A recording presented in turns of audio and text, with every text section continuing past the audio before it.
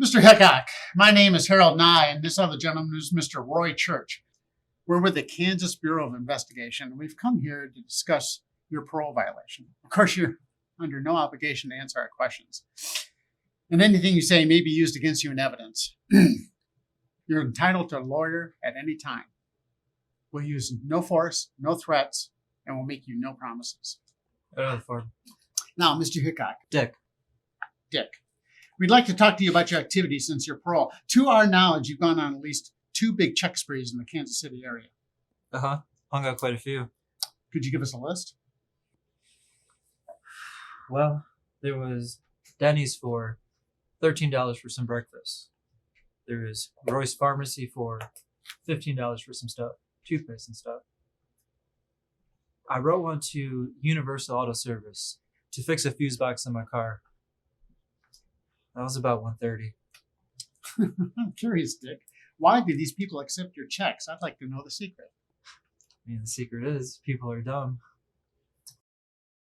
Very funny, Dick. Real comedian. Prior to November 20th, you were doing swell. And then you start putting papers over Kansas, Texas, Mexico, all the way here to lovely Las Vegas. Why? They'd make a buck. Perry, my buddy Perry Smith, he was paroled last spring. And later on, when I came out, he sent me a letter, postmarked Idaho. He wrote, "Remind me of this deal we used to talk over about Mexico." The idea was, we go to Acapulco, one of them places, buy a fishing boat, and run it ourselves. Take tourists deep sea fishing. This boat, how did you pay for it? I'm coming to that. See, Perry wrote me he had a sister living in Fort Scott, and she was holding some heavy change for him, several $1,000s. Money his dad had owed him from the sale of some property in Alaska. He said he was coming to Kansas to get the dough. And the 2 of you would use this to buy a boat? Correct. But it didn't work out that way. What happened was, Perry showed up maybe a month later. I met him at a bus station in Kansas City. When? Day of the week? It was Thursday. When did you go to Fort Scott? Saturday. November 14th. What time did you leave for Fort Scott?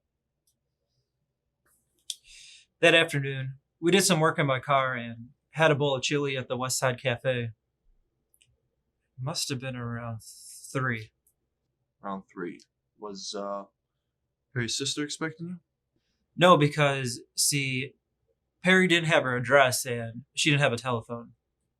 So, how'd you expect to find her? Inquiring at the post office. Well, did you?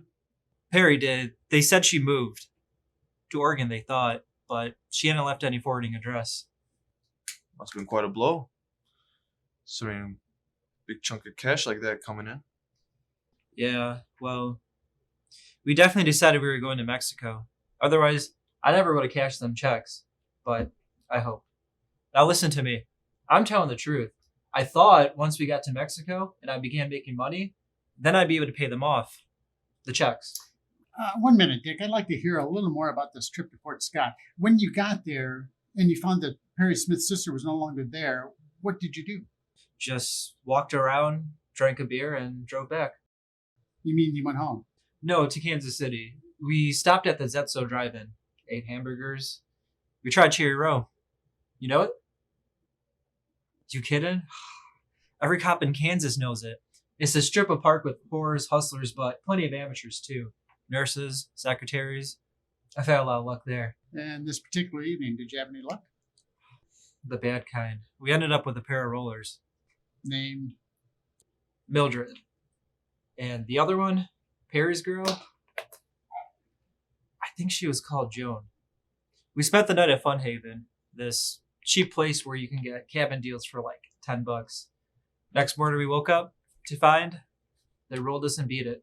Didn't get much off of me, but Perry lost his wallet with 40 or 50 bucks. What did you do about it? There's nothing to do. You could have notified the police. Come on. Quit it. Notify the police? For your information, a guy on parole is not allowed to booze or associate with any old grad. All right, Dick. It's Sunday, November 15th. Tell us what you did that day when you checked out of the Fun Haven.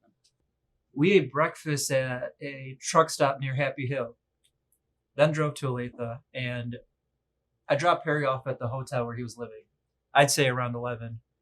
Afterwards, I went home to my family and had dinner, same as every Sunday. Watched TV, a basketball game. Maybe it was football. I don't know. I was pretty tired. When did you see Perry Smith? Monday. He stopped by where I worked, Bob Sands Body Shop. What did you talk about, Mexico? Well, we liked the idea, even if we hadn't got a hold of the money to do all that we had in mind. Put ourselves in business down there. But we wanted to go, and it seemed worth the risk. Worth another stretch in Lansing? That didn't figure. We never intended coming stateside again. All right. The day after your big check spree, that would be November 21st, you and your friend Smith disappeared. What were your movements between then and your arrest here in Las Vegas? A little bit of everything, I guess. We just drove and we'd stop in town to get a drink or a night's rest or something. In El Paso, we met another couple of girls. Nice ones. Mexican ones. And you know I like them dark skins. Luisa and Rosa. Wow. You guys wouldn't believe that pair. We picked them up at this place called Juan's. It's a real dump of a place, but they play the best combination of music you've ever heard in your life. It's like a mixture of jazz with Mexican stuff in it. But the girls were unbelievable. And then this girl, and that girl, and this joint, and that joint, and blah, blah, blah. Right, Dick? I guess you know why we're here by now. We would have come all the way to Nevada to have a chat with a couple of two-bit check chiselers. What did we do? What? Come this far to talk about a bunch of checks. I couldn't think of any other reason. Tell me, Dick, have you ever heard of the Clutter murder case? Whoa now. Hold on here. I'm no goddamn killer. Question asked was, have you heard of the Clutter murders? I mean, I may have read something. It's a vicious crime. Vicious. Cowardly. And almost perfect. But you made two mistakes, Dick. One is you left a witness, a living witness, who will testify in court, who will stand in the witness box and tell a jury how Richard Hickok and Perry Smith bound and gagged and slaughtered 4 helpless people. Living witness? No. There's no way. Because you thought you got rid of everyone? Okay, I said, whoa. There is no way that anybody can connect me with any murder. Checks. A little petty thievery. But I'm no goddamn killer. Then why have you been lying to us, Dick? I've been telling you the goddamn truth. Now and then, not always. For instance, take Saturday, November 14th. You say you drove to Fort Scott. Yes. And when you got there, you went to the post office Yes. to obtain the address of Perry Smith's sister. That's right. Perry Smith has no sister living in Fort Scott. He never has had. And on Saturday afternoons, the post office in Fort Scott just happens to be closed. Think about it, Dick. That's all for now. We'll talk to you later.